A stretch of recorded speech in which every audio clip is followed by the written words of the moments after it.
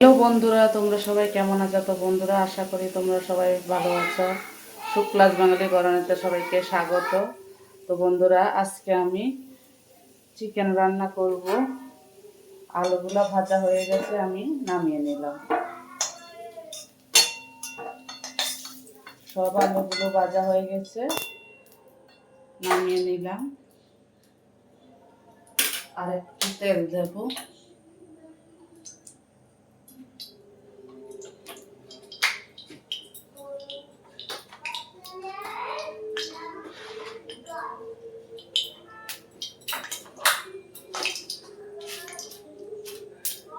আমি জিরে ফোড়ন দিয়ে দিলাম।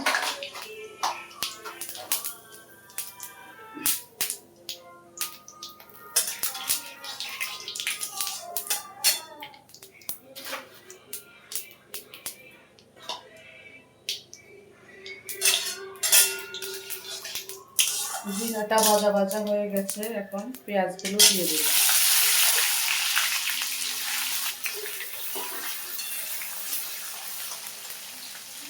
তো বন্ধুরা, পেঁয়াজগুলো লাল লাল হয়ে গেছে। এখানে আদা, রসুন, কাঁচা লঙ্কা, শুকনো লঙ্কা বাটা আর জিরে, বাড়িতে তৈরি করা জিরে 1 চামচ, হলুদ আমি দিয়ে দেবো।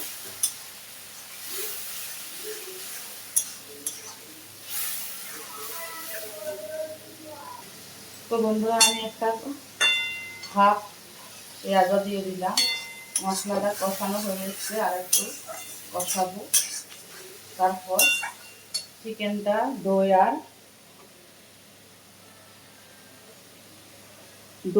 আর একটু নুনটা স্বাদ অনুযায়ী দিয়ে দিয়েছি। দই, নুন আর গোলমরিচ দিয়ে মেখে ম্যারিনেট করে রেখে দিয়েছি 8 ঘন্টা।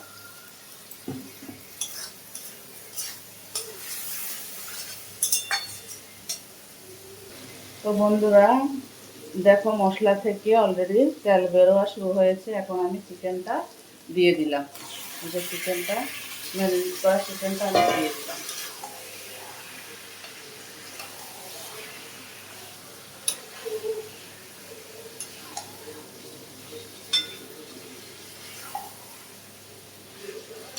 ভালো করে নেড়ে দিলাম।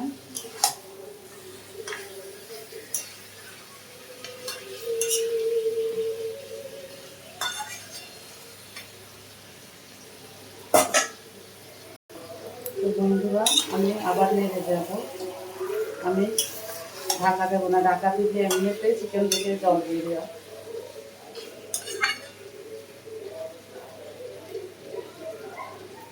তো বন্ধুরা, আমি আবার নেড়ে দিচ্ছি।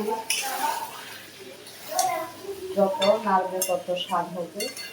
আমি কাঁচা লঙ্কা দিয়েছি আর শুকনো লঙ্কা বাটা দিয়েছি, আমি গুঁড়া লঙ্কা দিইনি, তার জন্য কালার আসেনি।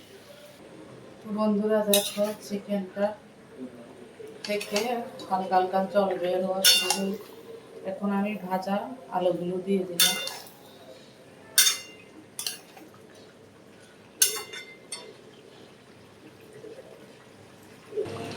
তো বন্ধুরা, চিকেন মোটামুটি হয়ে গেছে। এখন আমি সানরাইজ গরম মশলার গুঁড়ো দিয়ে দিচ্ছি।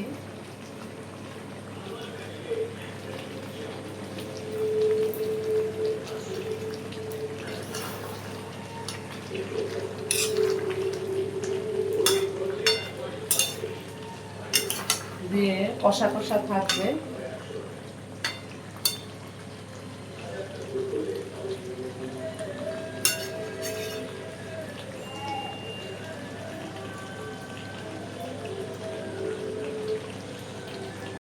তো বন্ধুরা, চিকেন কষা হয়ে গেছে। আমি কাঁচা লঙ্কা দিয়ে রান্না করছি, তার জন্য কালারটা এরকম এসেছে। ভালো লাগে like, share, comment, subscribe, notification করে দিও। Tata, bye bye. সবাই সুস্থ থেকো, ভালো থেকো। দেখা হবে নেক্সট ভিডিওতে।